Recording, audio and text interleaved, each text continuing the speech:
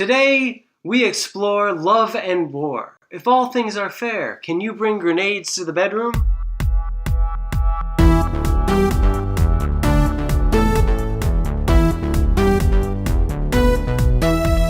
When it comes to Mel Brooks, Mike and myself can go on for hours. So naturally, we couldn't get everything into our first episode. So please join us now for Mel Brooks Part 2. Yeah, I mean, we wanted to do the part 2 because we were talking last time about how we had our favorite movies, but we didn't really explain why. I feel like we owe people an explanation. Yeah, we definitely should go into more detail about them. Yeah. I mean, for me, I had mentioned that History of the World Part 1 is my favorite. Yes. And I don't know if that still holds up today. That's only because I haven't really watched them recently. Mm-hmm. We watched Silent Movie last weekend, yes. And then the other day we were watching The Producers, yeah, which I still find funny, but I think I need to go back and revisit every single movie to give my updated opinion, because this was an opinion I had maybe over 10 years ago after seeing them all. Okay, fair enough. So it's something I definitely want to revisit, but it's not something, I'm not going to think less of any of the movies. There's no way I could. No. But why don't you start? Why don't you tell us... For Young Frankenstein? Yeah, why Young Frankenstein was your favorite movie. I'm not 100% sure exactly why. It always connected with me. Yeah. I do remember, I think like you said with that, how your parents your dad and the friends got you into the movies. I know that when I started getting more into the Mel Brooks films, my dad and his friends really liked it. And theirs was Young Frankenstein. And I remember my dad and I used to always joke, and sometimes we still do, we'd always do that joke, what hump? Yeah. Where how Igor's hump kept changing sides. Which was also reused in Robin Hood Men in Yes, Tights with with the the mole. Yeah. Which Richard Lewis has a mole that keeps moving around, and he's and what is it? The sheriff of Rottingham. Rottingham says to him, he says, "Wasn't your mole on the other side?" And he says, "I have a mole." Yeah. Which is it's great. Yeah. So yeah, I think just certain parts of it where it has that quotability, just lends itself to that being, I guess, injected into my psyche, my conscious. And they're just some of the jokes are just so funny. You have the what hump and what knockers, where they show up at the castle, and there's enormous door knockers, and as he's helping, I don't even know what her name is, the assistant. Terry Garr is the actress. Yeah, I don't know either. So Igor picks up Dr. Frankenstein from the train station. Terry Garr is in the back of this horse cart. Yeah. So they're driving up to the castle. They get out of the castle. Dr. Frankenstein is helping Terry Garr's character out of it. Uh-huh. And as he's doing that, he sees Igor knocking on the door with these giant door knockers. And he goes, "What knockers?" And Terry Garr's character goes, "Oh, thank you, doctor." Oh, right. Okay.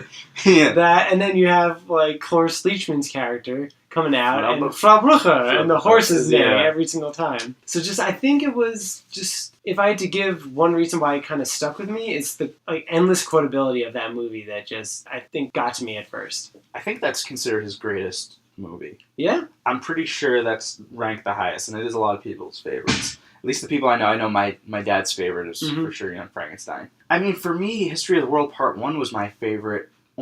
Originally it was one of the last I had seen of his. Yeah. And I remember when I was going through everything, my dad would say to me, History of the World Part 1 was a weird one. It didn't do as well. He said it was one that when he first saw it, he didn't get it. And then the second time he saw it, it got funnier. So I went into it with kind of a different perspective, I guess. And I think what I found from it was that it very much stood on its own as compared to the other movies, where it wasn't covering just one, it wasn't spoofing just one thing. Mm-hmm. Whereas Young Frankenstein, it's very much spoofing Frankenstein. That's its whole thing, with maybe a few other little things sprinkled in there, but basically that's its whole thing. Sure. Same with Blazing Saddles, with Westerns. Yeah. I mean, Spaceballs came later. Spaceballs actually did have a little bit more to it. It had Star Wars, but they also have a little bit of Alien in there, as well as there's a little Wizard of Oz, and also a little Planet of the Apes. There's that Planet of the Apes scene too, which Planet of the Apes, I'm a huge fan of Planet of the Apes. But History of the World Part 1 kind of jumps around, because it's going through history, where it starts out, at the very beginning actually makes fun of 2001 A Space Odyssey. Yeah. With, The dawn of man. The dawn of man, that whole thing. And then it kind of goes, to cavemen, and then it goes to ancient Rome, right? And, first we see Moses. Right, we see Moses, which is one of the classic scenes where Moses has 15 commandments, and then he drops one, and he says 10 commandments. I don't want to quote that because you have to watch it yourself. So yeah, it goes from there, and that scene was always cracked me up. Yeah. And then it goes to ancient Rome, where you have, which we talked about in the last episode, Hugh Hefner talking about the centerfold. And then there was another guy who I feel bad not knowing who he is because I think he was a pretty famous comedian for the time, but this just shows who we are as millennials, I guess, even though I hate saying that. But there's a guy who's a fortune teller. Oh, yeah. And he says, he goes, I'm going to tell you your future. And he says, you are going to Rome. And the guy says, but I am in Rome. And he says, do I lie? Yeah. It's just like so silly, but I thought it was hilarious at the time. And I still think it's fun. There's a lot of things in that one like entrance scene into the Rome area that are just so funny. One where they've changed every single U into a V. Yeah, and you're nuts, NVTS nuts. Yes, and then the guy selling the pipes, right. plumbing, pipe the shit right out of your house. Yeah, I that's what I think was good about the movie, even though maybe it didn't catch on with everyone, is that because of what it was, they were able to throw in all types of different kinds of jokes. And that really worked for me. All right. So I think as the movie, you never got bored, maybe is what I'm saying. You never got used to, and I don't think you really get bored with the other ones. I'm not saying that. But I think with that one, there was just so much there was a lot that would surprise you, or there was a lot coming at you, and I always found that really entertaining. So, I mean, right now, maybe I wouldn't have the same opinion, but I would have to go back and rewatch them. And I almost feel like we need to give an update after rewatching the movies and give an update, still seeing... We'll do a Mel Part 3. Yeah, to see if they're favorite movies. We could do a Mel Part 18 if we wanted to. We could just go on forever. But, I also wanted to mention, though, that even though I love all that stuff, the last part of the movie is actually my favorite when they're in the French Revolution. Because that, I think, has the best comedy by far in that last section. Segment of the movie where it starts out where the guys are selling things on the street. Yes. And the guy's selling apple cores. And then the last guy they go to says, nothing. I have absolutely nothing for sale. He's just there with nothing. Yeah. Again, it's great. And I think for me, the reason it just I felt I had never seen anything like that before. That kind of originality and that kind of wackiness. Yeah. To me was great. And that's why it, to this day, is probably... I could even say it's my favorite comedy ever.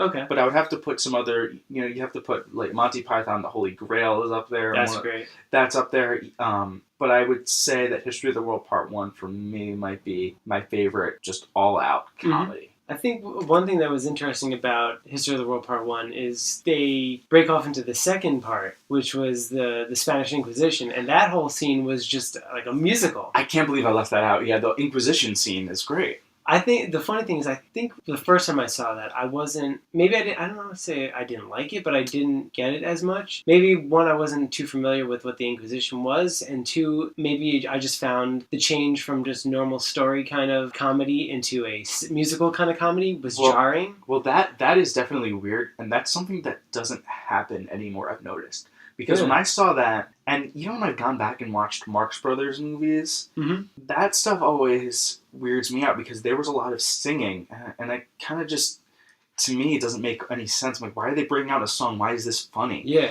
And they kind of do that in History of the World Part 1, and I think I felt the same way originally. Now I definitely feel differently. Oh, absolutely. But that's something you don't see at all, is like that musical element where people...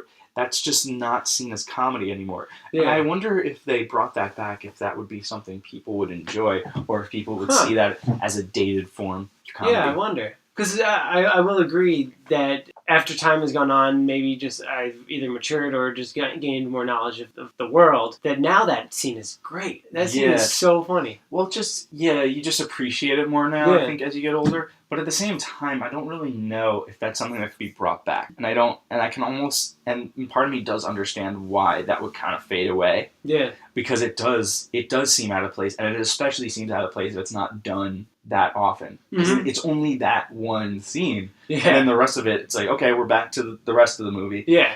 but we're just going to have this musical number, and it's a great musical number, and it's very well choreographed and everything. Yeah. It's very well done. But yeah, it does seem kind of weird. Mm-hmm. But again, I mean, that was just Mel Brooks taking chances, I think. Yeah. And I admire him for that, because he didn't... It's what's interesting, too, is that he didn't really care what critics said. And it didn't matter. Yeah. Because you think you go on and on, you know, years later, people still know the movie. They still quote the movie. So he wasn't worried about critics panning his movie, because he knew that it was still going to do well, it was going to sell, and it was going to last for years. Maybe he didn't know that at the time, but it worked out to his advantage. He took chances, and I think that's important. Yeah. And everybody knows it's good to be the king. It's good to be the king, yeah. Exactly. I think the funniest thing is, now that every time I think back of that movie, I think of that one part that when I first saw the movies, I never really noticed it, but you mentioned it to me. It's in the French scene.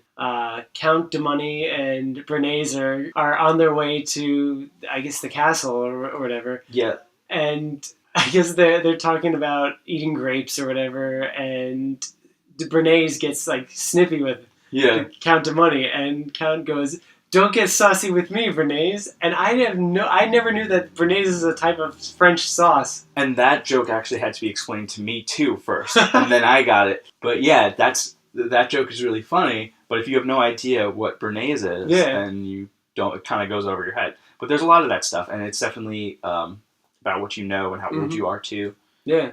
There's that, and one I wanted to mention we were talking about before was the scene in the jail, and I wish I could remember who the woman was. She lived in the castle. She wasn't supposed to be Marie Antoinette. No, she some I don't remember the father's name was something Humble or something like that. Anyway, she was just a really pretty woman. Yeah. That type of thing, and she wanted to. Her one thing she wanted was to have her father freed from jail. He was in jail and he had gone crazy, and he has a bunch of birds that he wants to free as well. And he says, if I'm free, the birds should be free too. And he says it in like a wacky voice. It's very funny. And he takes the birds and he starts throwing them out the window, but the birds are all dead, and they've been dead for years. So they just fall to the ground like rocks. That always cracked me up when I was a kid, and it just was... It's one of those things that doesn't... it's just a goofy thing to think through it. But sometimes that works the best. Yeah, and trust me, I watched the movie the other day, and I was cracking up at that part too. Okay. It's still funny. Okay, so you're more updated than I am. See, I have to go back and watch. Yeah. Yeah, that's... It was still great, though. That's something I gotta do. I gotta go back and watch that. I gotta watch Spaceballs. I gotta watch Young Frankenstein, Blazing Saddles, and Robin Hood Men in Tights. Yeah. And Dracula, if I'm feeling like taking a chance. Yeah, we have enough drinks. Yeah. There's one scene in Young Frankenstein that always gets me, and it's very silly. It's so short, but it always gets me. It's when they first arrive at the castle. Frau Blucher is taking them up to their room or whatever, and she goes up to them, she goes, "Stay close to the candles. The stairs can be treacherous." But if you look, the candelabra that she's holding, none of the candles are lit at all. So I don't know, and it's that little thing, but for some reason I find that so funny that she's just like, stay close to the candles for your safety, but the candles aren't even lit, and they're just walking up the stairs. Well, there's definitely a lot of subtle humor in his movies that I have, that you've actually shown me clips of on YouTube. And you showed me the one from History of the World Part 1. Oh, yeah. I know what you're talking about. So and we don't have to talk about it here, but there's a lot of things you have to look out for. There's a lot of little subtle things that are going on behind the scenes that you may not catch on the first time. That's why I would recommend going back and rewatching these movies. They're not long. They're all an hour and a half. I don't think any of them go over an hour and a half. Probably not. And yeah, they're all very short, and that's my type of movie. An hour and a half comedy. A comedy that is 2 hours long is not funny. Because it's too long. Yeah. You can't be laughing for that long. That's just my personal opinion. Yeah. Going back to the quotability one that me and my dad always do is the Frau Blucher is telling Dr. Frankenstein goodnight. And on the first night that he's there, it's like, would the doctor care for a warm brandy, milk, Ovaltine? Ovaltine. So my dad and I are always doing the Ovaltine thing. Because, I don't know, it's just silly and quotable. Yeah. Those are always the best jokes. Just the little silly jokes there. So, I mean, I think that we both have different reasons as to why these movies were funny for us. You know, for you it was the quotability, and for me It was just the sheer surprise and silliness that happens throughout History of the World Part 1. But again, it's something I want to revisit so I can form a new opinion as a wise, almost 27-year-old person. Yeah. So I don't remember if I mentioned this during the last one, but I know I mentioned that Mel had like the approval of the last final approval for his movie. So if somebody said, "Oh, don't put that in," he's going to put it in anyway. And this was related to Blazing Saddles, where he had like the whole fart jokes and they said the N-word and this and that. But apparently there was one thing that he cut out. And that was his own, on his own decision. It was a joke that they made and he was afraid that it would go too far. And it's the scene, I think you know what I'm talking about. It's the scene with, oh my God, Madeline Kahn's character. Why can't I think of what her name is? Yeah, and I don't know, Madeline Kahn's character and Cleavon Little. So Madeline Kahn plays this bar kind of entertainer. Yeah. She's very frisky. German. And Cleavon Little is I guess seducing her. Yeah. And so they had a few Schnitzelgruben or whatever. Yeah, that always cracked me up too. She was like, "Would you like another Schnitzelgruben?" And he's like, 10 is my limit on Schnitzelgruben. Yeah. So they turn the lights off and they're about to get frisky and whatever. And so they're making out and whatever. And she goes, "Is it true? Is it true what they say about you?" Kind of people. Alluding to because he's black and like that whole stereotype. Dick size. Yes. So she goes, "Is it true?" And then she goes, "Oh, it's true, it's true, it's true." And then the scene ends. Yeah. Whatever. Apparently, originally, that was supposed to keep going on. It's true, it's true, it's true. And she's making out, making these noises. And Cleavon Little's character is supposed to go, "Sorry to disappoint you, baby, but you are sucking on my arm." Yeah. And like he was just afraid that was going to go too far. So he ended up cutting that out. I wonder why he thought that. I think maybe because in the way it's presented, is that you can kind of read between the lines. Yeah. And if he puts the arm thing in there, which I think is really funny. Yeah. But if you put that in there, it kind of makes it more clear, maybe.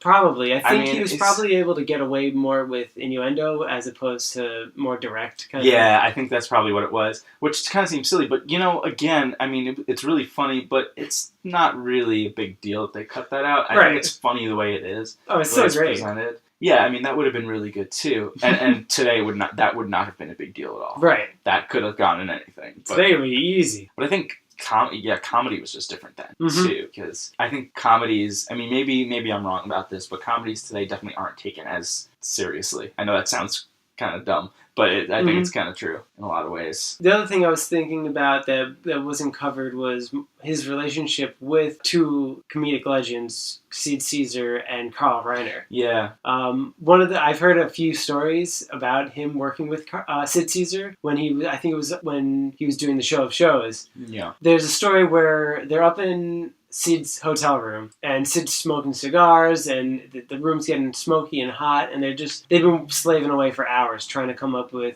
skits for the show. Yeah. And Mel apparently goes, "Air! I need air! I need air!" So, and he keeps complaining to Sid about it. "I need air." So Sid goes over, "You need air?" He goes over to the window, yanks the window open, grabs Mel and hangs him out the window over like the city. Cabs are dropping below and he's going, "Air! There! Take in the air! You got enough air!" I mean, it's funny and frightening at the same time. Yeah. Apparently, they said like Sid was a very powerful, strong man. Yeah, he was intense. Yeah. That's what I've heard mostly about him. So he was a very intense dude. Yeah. The other story I heard was related to a cab driver. They got into a confrontation with a cab driver once, and back in the day, the cab drivers had those little side windows that you can like use out to smoke your cigarettes or whatever. I don't know. It's about the size of a bread loaf, kind of piece of bread. There's a loaf of bread in here. There's a loaf of bread. That's why you came up with that. It's the size of a piece of bread, I guess you could say. Mm-hmm. So he's getting involved with the cab driver, and he says to the cab driver, "Do you remember your birth? Do you remember anything about your birth?" And the guy's like, "No." He's like, "Don't worry. We're going to reenact it right now." And he grabs the guy through that window and starts pulling him out. What? That's so weird. That's scary, though. I mean, that's something you really can't do. I don't know. I don't know how he was able to get away with it back then. Okay. But, I mean, it made for a good story. Yeah. That's for sure. And you wanted to mention Carl Reiner, too. Oh, yeah, Carl Reiner. And I think what we could mention both back in the day and now. I mean, back in the day, they had the whole 2,000-year-old man which started out as like a party kind of thing, and then eventually turned into they recorded it on an album. Wasn't it the 2013 year old, or was that? They may have done something in 2013 about it. Because he had his bar mitzvah 2013. Oh, really? Yeah. That's great. Yeah, all I know is like, so the 2,000-year-old man, where I guess it started when Carl went into Mel's office and he's like, so, I heard you were that you were around back in the day of the crucifixion. And Mel started off with just, oh boy. Yeah. And then he continued on like, oh yeah, I knew Jesus. Yeah, he always hung around with those 12 boys. They'd always come in the shop, never buy anything. It was just like silly jokes. And Carl Reiner was a great like straight man. Yeah, he was very good. And there's like one joke that I think they told, and I don't remember it exactly, but it's something on the lines of like, so in your time you must have had many wives. Oh, I've had hundreds of wives. Oh, well, which one was your favorite? The 35th one. What made her your favorite? Her sister. So like silly jokes like that. Yeah. And now they have dinner together every single night. Yeah, little old men. Every night I know they watch they watch movies all the time. I mean, that's like a great way to spend your old age. Right? Every single night, I think Mel goes over to Carl's house. Yeah. They watch Breaking Bad and stuff like that. Really? Yeah, I think that's so one cool. thing they were talking about, like Breaking Bad, they're like, how good is this show? It's so good. I love that they stay current. And that they also just seem like nice people. Totally. When I see them on talk shows, they're just very nice to everyone, and they're appreciative, and they praise people is what I'm getting at. So, and I think that's really nice, because you see a lot of people kind of fade away, or they think they're too good. Yeah. And I'm like a big Woody Allen fan, but he kind of stays away from everybody. And I kind of like that those two guys are just more full of life, and it's nice to see them, especially in their older age. I think you know more than I do, but what was the whole thing with Mel and Gerard Carmichael? Oh, well, that was just on James Corden's late night show. It was just cool for me to see Mel with old Mel, who's almost 90 years old, with a young comic, Gerard Carmichael, who I think is 28. So it was just cool to see those two together, and they were just riffing, and basically Mel was just acting silly, and he was going behind the chair there and said, "Oh, there's a cat," and he just kept making the cat noise. Yeah, and he was just they were just goofing off and having a good time. It's just fun for me. It was just fun to see the two of them goofing around and just having fun, and it's nice to see as a viewer. I don't know why I just thought of this now, but it made me think of one of the more quotable or just scenes that stuck out in my mind when I was younger.